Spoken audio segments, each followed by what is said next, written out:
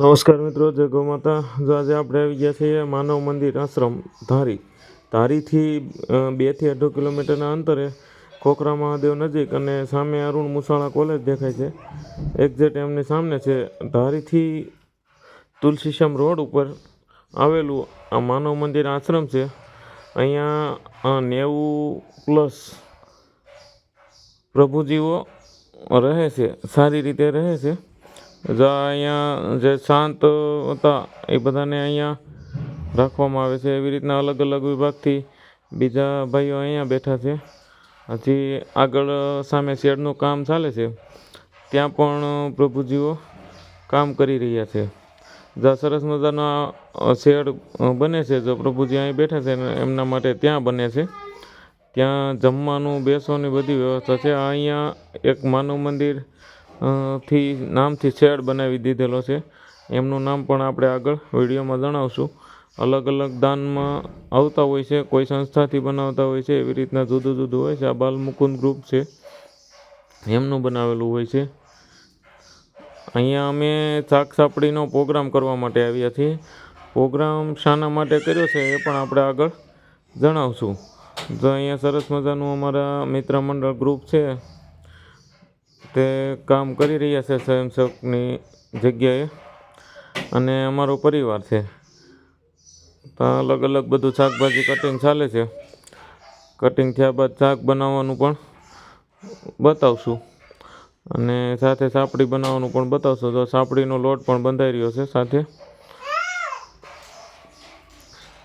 અહીંયા આ બેન છે, એના સંચાલક માતા છે.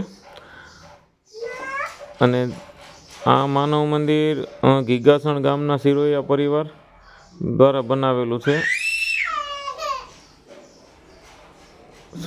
આ શેડ એક હોલનું બાંધકામ એ લોકોએ કરી દીધું. આવી રીતના અલગ અલગ બધા દાતાશ્રીઓ જુદું જુદું બનાવેલું હોય છે. આમાં હજી આ અમારા બાળકો છે, અહીંયા જો મોજથી રમી રહ્યા છે.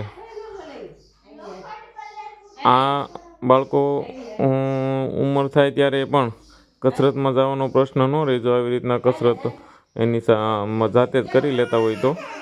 હવે તમને આગળ એક સરસ મજાનું, જો આ બધા વૃક્ષો છે, અહીંયા વૃક્ષોનું વાવેતર પણ કરેલું છે, એટલે ભવિષ્યમાં સુંદર મજાનું વાતાવરણ ઊભું થશે. જો અહીંયા આપણે પ્રકૃતિની ગોદમાં પ્રકૃતિનો નજારો જોવો, અને એમાં અહીંયા સરસ મજાની બેઠક વ્યવસ્થા છે. આ બધું માનવ મંદિર ગ્રાઉન્ડની અંદર જ બધું આવેલું છે. જો અહીંયા એક શેડ બનાવેલો છે,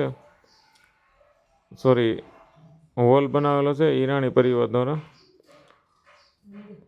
તો આવી રીતના અલગ અલગ દાતાશ્રીઓ દ્વારા અલગ અલગ બાંધકામ કરાવી આપેલું હોય છે, અને સંસ્થાનું પણ ખૂબ સારું કામ છે. જો અમે અહીંયા જે વસ્તુ બનાવવા આવ્યા છે તે સંપૂર્ણ દેશી ગાય આધાર પ્રાકૃતિક ખેતીમાં તૈયાર કરેલી વસ્તુ બધી વાપરીએ છીએ.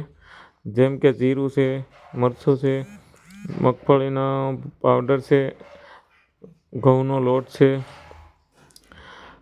બને ત્યાં સુધી વધુમાં વધુ પ્રાકૃતિક ખેતીનું કેમિકલ ફ્રી વસ્તુ જ અમે ઉપયોગ કર્યો છે. તેલ છે તો કાથી ઘાણીનું ઓર્ગેનિક તેલ છે, અમારા ઘરની મગફળીનું જ છે. અમુક શાકભાજીને બાદ કરતાં તમામ વસ્તુ નેચરલ ફાર્મિંગથી તૈયાર કરેલી વસ્તુનું જ આપણે અહીંયા લાવ્યા છીએ. જો અહીંયા શાકનો વઘાર થાય છે. અમારા ભાઈ શ્રી અતુલભાઈ સાંગાણી અને ભરતભાઈ મકવાણા, બંને ભાઈઓ સરસ મજાનું શાક બનાવે છે. એકવાર ખાવ તો વારંવાર ખાવાનું મન થાય, આવું બંને ભાઈઓનું કામ છે. જો અમારા બેન છે, અમારા પત્ની, અને પ્રિશા અમારી દીકરી. ત્યારબાદ અમારા મમ્મી છે. અહીંયા સાપડી તૈયાર છે. અહીંયા તળવાનું કામ ચાલુ છે. અહીંયા મસાલો બને છે સલાડ માટે. અમારા બેન છે, બેનની ભાણકીનો બર્થડે છે, અને મારા દીકરાનો બર્થડે છે. તો બંનેના બર્થડે કેક નહીં કાપતા, કંઈક અલગ રીતે અને સમાજ ઉપયોગી થાય એવા કાર્યથી, સમાજને પ્રેરણા મળે એવા કાર્યથી બર્થડે ઉજવવા જઈ રહ્યા. જો હળદર નાખી તો એ પણ અમારી ઓર્ગેનિક હળદર છે. ઘરે જ તૈયાર કરેલી છે. જો અહીંયા સરસ મજાની ગૌશાળા છે. બાપુનું એવું કહેવાનું છે કે અહીંયા જે માનવ મંદિરે જે પ્રભુજી આવેલા છે તેમને ખોરાકમાં દૂધ આપીએ એ ભેળસેળવાળું છે કે સારું છે એ કેમ ખબર પડે? તો અહીંયા આશ્રમ ઉપર જ ગાયો રાખીને એમનું દૂધ એ લોકોને ખવડાવવામાં આવે છે. એટલે દેશી ગાયનું દૂધ જ લોકોને ખવડાવવામાં આવે છે. જો અમારા મિત્ર મંડળ ટીમ સરસ મજાનું કામ કરી રહ્યા છે. સાપડી બને છે અત્યારે. અહીંયા જો સરસ મજાની રસોઈ પ્રભુજી માટે તૈયાર થઈ ગઈ છે અને હવે આપણે અહીંયા શાક બનવાની તૈયારીમાં છે. થાળ ધરવા અમારે ભરતભાઈ કરે છે. સંતો મુજ્યંતે સર્વ કિલ્વિષે મુજ્યતે તે પદમ પાપા પ્રશાંત્યા ચ કારણમ રોષી યદશ્નાસી યદુહોષી દદાસી યત વસંતિ કૌંતેય સત્પુરુષમદર્પણમ અવૈશ્વાનરો ભૂત્વા પ્રાણીના દેહમાશ્રિતમ પ્રાણ સમાયુક્તમ પચાન્યન્નમ ચતુર્વિધમ ઓમ સહનાવતુ સહનો ભુનક્તુ સવિદ્યમ કરવાવહે તેજસ્વિનાવધીતમસ્તુ મા વિદ્વિષાવહે. ઓમ શાંતિ શાંતિ શાંતિ. જો અહીંયા સરસ મજાનું ભોજન શાક સાપડી પ્રભુજીઓને પીરસવામાં આવી રહ્યું છે અને જેવા શાંતિથી ભોજનની લાઈનમાં ઊભા રહીને એમની જાતે જ લઈને બેસી જાય છે. આવા ખૂબ વ્યવસ્થિત પ્રભુજીઓ અહીંયા ભોજન લઈ રહ્યા છે.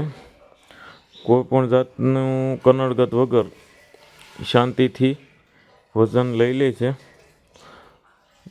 કોઈને કંઈ પણ પ્રશ્ન આવતો નથી. અહીંયા અમારે રાજુભાઈ આગળ ઊભા છે.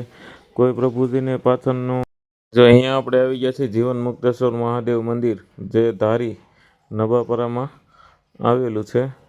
તો અહીંયા સરસ મજાનું જીવન મુક્તેશ્વર મંદિરે ભોળાનાથના દર્શન કરવા માટે આવ્યા છીએ.